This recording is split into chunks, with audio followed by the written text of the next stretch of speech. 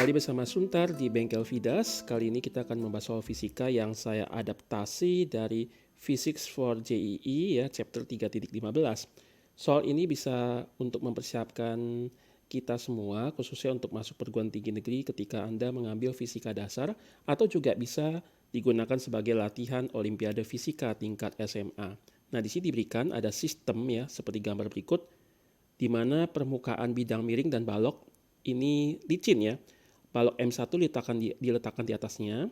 Lalu di sini bidang miring itu bermasa M2 dengan sudut kemiringan alfa. Balok ini diikatkan dengan tali ya, dihubungkan melalui katrol tetap yang terkoneksi dengan bidang miring, lalu ditempel atau diikatkan pada dinding. Nah, perhatikan bahwa lantai juga licin ya, sehingga bidang miring ini bebas bergerak ke kiri ke kanan terhadap lantai. Nah, ketika balok M1 ini dilepaskan, dia kan akan turun kan? Tentukan percepatan bidang miring. Ketika ini turun, maka bidang miring akan ke kiri. Ya, ketika ini dilepas mulai turun, nah ini berapa percepatan ke kirinya. Nah, pertama-tama untuk membahas ini kita bisa menggambar diagram benda bebas untuk masing-masing ya. Tetapi saya akan menggunakan cara yang agak berbeda ya. Teman-teman bisa menonton video saya yang lain ya, khususnya untuk menggunakan cara yang lain. Nah, di dalam video ini saya akan mencoba melihat ini sebagai satu sistem. Saya akan melihat ini sebagai satu sistem. Maka ya, ketika saya melihat ini sebagai satu sistem, ada gaya apa saja ya, benda ini ya dan bidang miring ini sekarang saya menganggap ini sebagai satu massa total. Tentu dia punya berat, massa total kali gravitasi. Karena saya lepaskan dari konteks lantai, maka interaksi dengan lantai saya gantikan dengan gaya normal. Gaya normal lantai terhadap bidang miring dan balok di atasnya ya. Jadi ini menahan satu sistem utuh ini yang memiliki berat M total kalikan G. Nah, tetapi ya ketika saya mengambil sistemnya di sini ya, berarti kan talinya kan kepotong ya. Kita tahu bahwa tali ini sedang dalam kondisi tegang ya. Lalu ketika kita hanya meninjau sistemnya seperti ini yang saya kotakin berwarna hijau, maka tali yang terpotong ini ya, di dalamnya harus kita ganti dengan interaksi gaya, yaitu ada gaya tegangan ya, tension force di situ. Nah, di sini kita bisa analisis hukum Newtonnya ya. Karena gerakannya itu hanya di dalam sumbu X ya, maka sumbu Y ini saya abaikan, tidak ada gaya gesek pula ya. Itu sebabnya gaya normalnya tidak perlu kita cari. Nah, sigma Fx-nya saya bisa cari dengan menggunakan masing-masing massa yang ada di dalam sistem ini dikali dengan vektor percepatannya masing-masing. Jadi sigma Fx dalam vektor ya, itu sama aja M1 dikalikan vektor percepatan A1 ditambah massa yang kedua dikali vektor percepatannya dia, ditambah kalau ada massa yang ketiga ya, dan seterusnya. Nah, perhatikan sebenarnya ya, bentuk rumus yang di atas ini sebenarnya kita kenal. Mengapa? Karena kalau kita melihat ini sebagai satu kesatuan sistem, berarti kan sama aja dengan massa total dikali vektor percepatan pusat massanya, center of mass-nya ya kan. Jadi ini sebelah kanan tetap seperti ini, maka vektor percepatan pusat massanya adalah ruas kanan ini dibagi dengan massa total. Dan bukankah ini adalah rumus untuk mencari titik pusat massa ya, percepatan daripada titik pusat massanya lebih tepat seperti itu ya.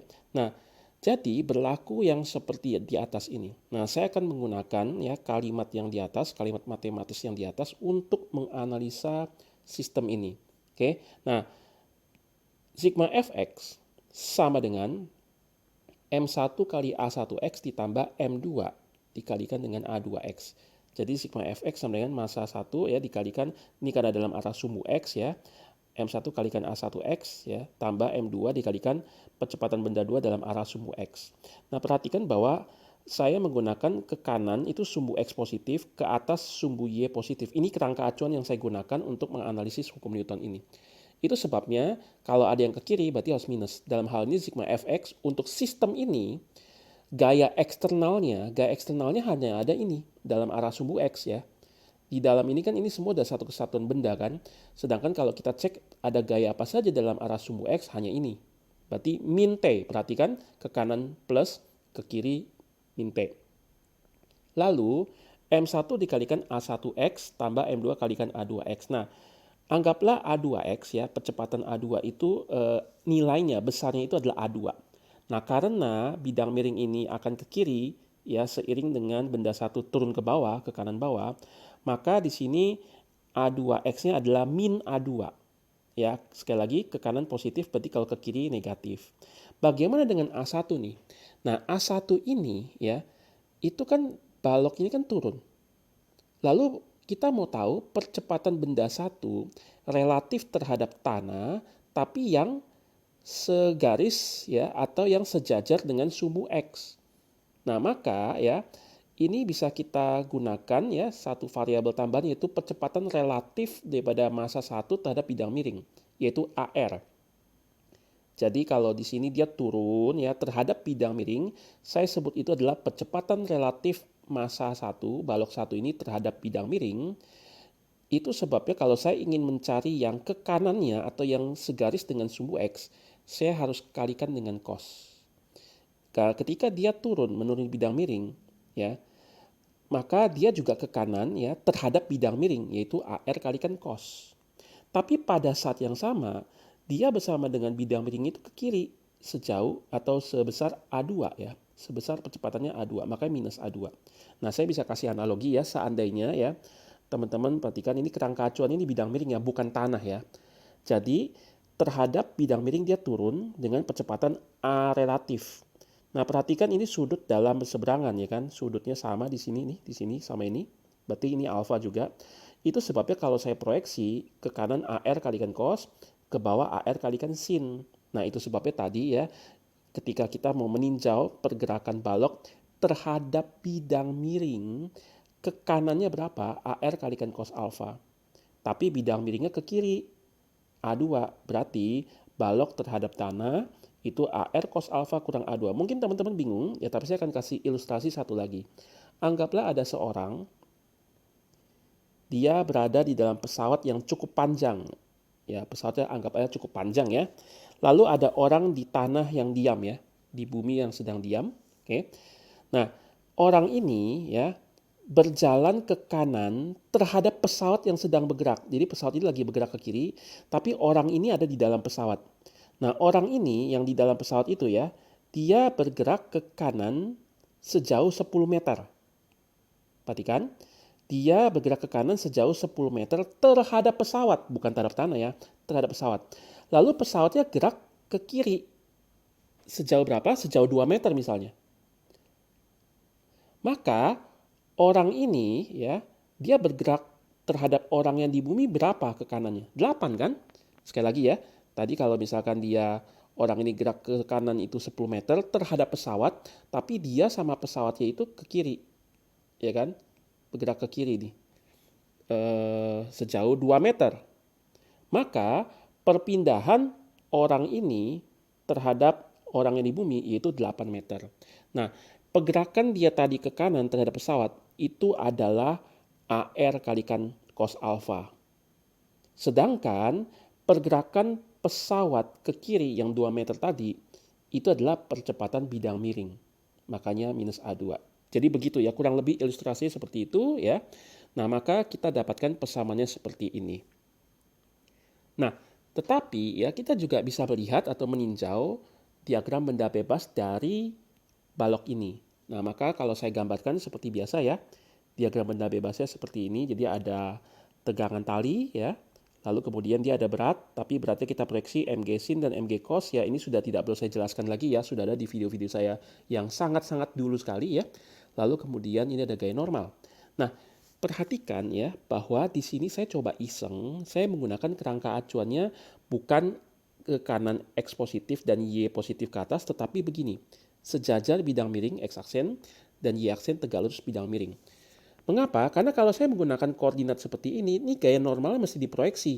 Ya, jadi nanti ada n sin, ada n cos gitu ya. Nah, saya ingin menghindarkan ya dari analisa gerakan si balok ini untuk mengikut sertakan analisis gaya normalnya. Makanya saya menggunakan koordinatnya ini. Tapi kalau teman-teman menggunakan ini tidak salah juga. Saya ada video yang membahas ya ketika saya menggunakan koordinat ini. Bisa dibandingkan ya dengan video-video saya yang lain ya. Supaya teman-teman dapat perspektif yang lebih banyak dalam menyelesaikan soal. Nah, saya menggunakan ini sekarang. Oke. Nah, begitu dia turun ya. Turun ke bawah. Nah, ini ada gaya apa saja, kita bisa analisis dalam arah sumbu X aksen ini, maka sigma fx-nya itu adalah M1G sin alfa, ya, ini. ke kanan bawah, ini jadi positif sekarang. Terus ada T ke kiri atas ya, segaris dengan sumbu X aksen tapi ke arah negatif, berarti min T. Sama dengan massa benda satu ini, dia menuruni ke bawah dengan percepatan, hati-hati, bukan bidang miring ya, terhadap kerangka acuan tanah. Jadi meskipun saya menggunakan Y aksennya miring seperti ini, X aksennya sejajar bidang miring, tetapi koordinat ini adalah koordinat di tanah. Hanya saja kita lihatnya miring begitu. Jadi koordinat ini ya tidak bersama-sama dengan bidang miring bergerak ke kiri, enggak. Tapi koordinat ini diam di tanah ya. Tetapi hanya saja analisis gayanya saya menggunakan tegak lurus bidang miring, sejajar bidang miring. Jadi ini diingat ya. Nah itu sebabnya percepatan si balok satu terhadap tanah ke kanan bawah itu adalah apa? Perhatikan, dia ke bawah terhadap bidang miring itu A relatif. Tetapi kan bidang miring ke kiri kan? Nah ketika bidang miring ke kiri, berarti ya bidang miring ada komponen ke kiri atas. Ingat ke kiri bisa kita proyeksi ke kiri atas sama ke miring begini kan? Nah, yang ke kiri atas itu adalah A2 dikali cos alfa. Sama dengan analisis tadi ya, analisis tadi. Bisa dicoba ya. Nah, karena dia turunnya AR, lalu bersama dengan bidang miringnya itu, ke kirinya itu adalah A2 cos alfa, karena A2 itu kan ke kiri ya. A2 cos alfa itu ke kiri atas ya kan. Yang kita analisis kan yang miring ini sekarang, bukan yang horizontal ini. Ke bawah AR ya, ke kiri atas itu adalah A2 cos alfa, di mana A2 itu ke kiri kita proyeksi jadi A2 cos alfa, maka persamaannya menjadi seperti ini. Oke. Nah, kita sudah dapat dua persamaan ya, tetapi kita masih kurang, kita perlu persamaan tambahan, yaitu apa? Constraint-nya. Perhatikan dalam gerakan ini M1 dan M2, ini ada yang membatasi panjang talinya. Jadi kalau teman-teman perhatikan ya, khususnya untuk sistem katrol lalu yang dipasangkan tali. Perhatikan talinya yaitu membatasi gerak daripada kedua benda pada sistem ini. Karena waktu dia turun tentu saja talinya itu nggak mulur kan, talinya itu panjangnya konstan. Itu sebabnya ini akan membuat ada satu persamaan lagi. Perhatikan bahwa kalau misalkan dalam kondisi ini, anggaplah ini panjang ini ke sini L1 ya. Panjang dari sini ke sini adalah L2. Ini string constraint ya, jadi tali yang membatasi ya, pembatasnya ya. Ini akan membuat ada muncul satu persamaan lagi. Perhatikan L1 tambah L2 itu kalau kita jumlahkan itu konstan. Ya. Nah kalau kita diferensial DL per DT ditambah dengan DL2 per DT ya, maka ini sama dengan konstan diturunin 0. Saya turunkan sekali lagi ya, jadi turunan kedua terhadap waktu dari L1 ditambah turunan kedua terhadap waktu ya dari L2 tetap sama dengan 0. Jadi kita dapat persamaan ini. Nah perhatikan, turunan kedua dari L1 terhadap waktu ya, ini L1 ini kan kalau ini kan turun ya, benda satu turun, maka benda 2 atau bidang miring akan ke kiri, sehingga L1 akan berkurang panjangnya. Jadi pengurangan panjang L1 itu akibat apa? Akibat si bidang miring ke kiri. Dan karena dia mengurangi panjangnya, maka ini minus A2. Ingat tadi A2 adalah besar atau angkanya saja kan, tapi untuk arahnya kita mesti tentukan sendiri supaya muncul minus atau plus. A2 ke kiri ya, dalam hal ini mengurangi L1-nya ya, maka di sini dia harus minus A2 plus ya. Nah ini bertambah panjang, jadi ketika ini turun bidang miring ke kiri, maka L2 kan bertambah panjang kan, baloknya kan makin ke bawah begini. Jadi jarak dari sini sampai ke sini panjang tali lebih panjang. Jadi penambahan panjangnya itu sama dengan turunnya daripada balok 1 ke bawah ini terhadap bidang miring, yaitu AR.